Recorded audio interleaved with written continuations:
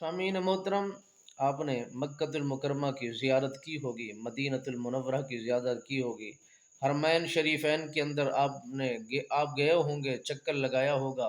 वहाँ पर वो नस्ल कबूतर की वहाँ मौजूद है जो मुअद्दब तरीके के साथ हरमैन शरीफैन की हाज़िरी को आते हैं, मगर वहाँ बीट नहीं करते, वहाँ अपना पखाना नहीं करते। वो मुअद्दब हैं, तरीका जानते हैं, उन्हें सलीका है। ये जगह इस अंदाज में गंदी करने की नहीं है, तकलीफ़ देने की नहीं है। वो परिंदा होकर समझता है, वो एक परिंदे की हैसियत से जब फैल जाता है तो सारी ज़ियारत करके हाज़िरी करके तवाफ़ करके अपनी मंज़िल की तरफ लौट जाता है।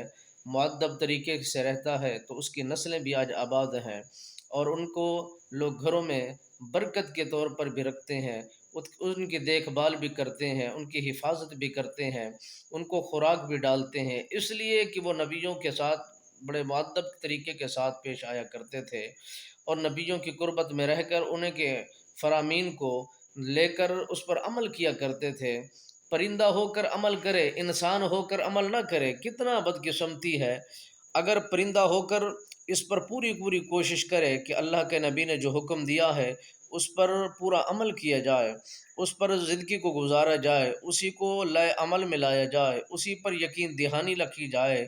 अल्लाह के नबी जिस बात का हुक्म देते हैं वो अपनी मन पसंद का नहीं देते, जो फरमान खुदा होता है वही दिया जाता है, वही लोगों तक पहुँचाया जाता है, लोगों को सुनाया जाता है। अल्लाह के नबी जब लोगों को हिदायत की तरफ राग़िब करते हैं और ज़माना उनकी तरफ आने को तैयार नहीं होता, तकलीफ़ होती है, दिल टूटता है, अल्लाह की बारगाह में वो अल्लाह के अम्बिया, रसूल, पैगम्बर दुआएँ करते हैं, मौला इन्हें हिदायत का रास्ता अता कर दिया जाए, गुमराही के रास्ते से ये बच जाए। यानी वो तुम्हारी बका हमारी बका की खातिर दुआएं भी करते हैं, इस्तिग़फ़ार भी हमारी खातिर करते हैं, तौबा भी हमारी खातिर करते हैं और बकाएँ और निजात की दुआएं भी हमारे लिए मांगते हैं। फिर भी इंसान गफलत में रहे तो उसकी बदकिस्मती